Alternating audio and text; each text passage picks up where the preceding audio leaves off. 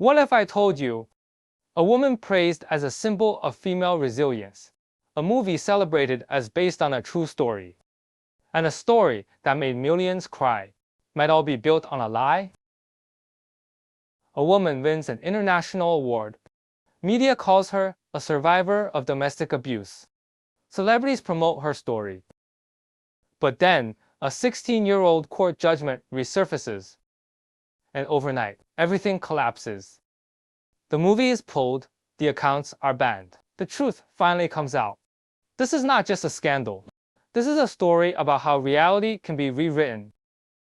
Recently, a Chinese film titled A Mother from Prison, English name Her Heart Beats in Its Cage, sparked massive controversy, even before its official release.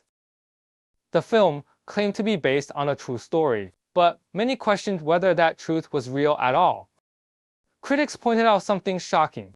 A case that had already been legally concluded as intentional assault resulting in death was being reframed as a tragic story of a woman killing her abusive husband in self-defense.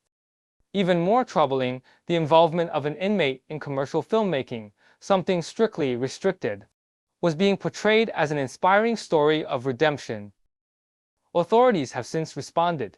They are aware of the situation and investigations are underway.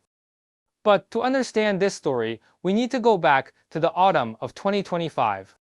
In late autumn 2025 in San Sebastian, Spain, a Chinese woman stood on stage holding the Silver Shell Award for Best Leading Performance.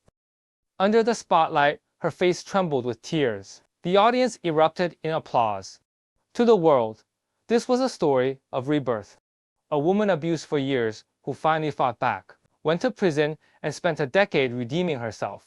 It was everything people wanted to believe about female strength.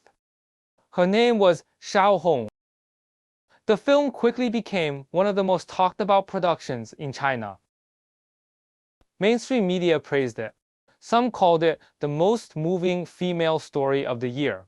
Celebrities promoted it. Among them was actress Yao Chen, a public figure known for advocating women's rights. She wrote, "This is the bravest performance I've seen in years. She's not acting, she's exposing her soul." Within just 3 hours, her post received over 500,000 shares. Public opinion was overwhelming. Supporting the film became almost a moral stance. But less than a week later, everything changed. A 16-year-old court judgment resurfaced, and it told a completely different story. According to the official ruling, in 2009, during an argument, she stabbed her husband in the chest, piercing his aorta. He died on the spot. 3 key facts stood out.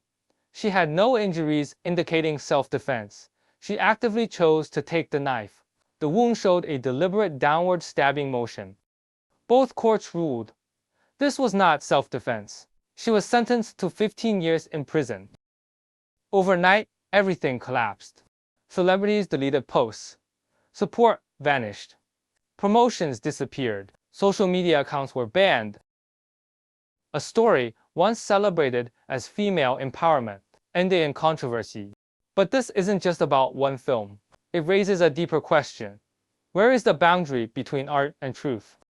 If a story is emotional enough, it can reshape reality itself. When false narratives consume public empathy, the real victims are the ones who will no longer be believed. We should always stand for victims. We should always support justice. But justice must be built on truth, because when lies are used to defend justice, they don't protect it. They destroy it. A film can't change a court's verdict, but it can change how people think and what they remember. In an age where attention is driven by emotion, memory and perception often last longer than any official judgment. That's the deepest warning this story leaves us with. We must always speak up for women. We must always pay attention to domestic abuse. We must always honor the strength found in adversity. But all of it must be built on truth. In this age of information overload, staying rational and thinking critically matters more than ever. Don't let our kindness become a tool for someone else's profit. Alright, that's all for today. If you found this helpful, feel free to like, subscribe, and leave a comment.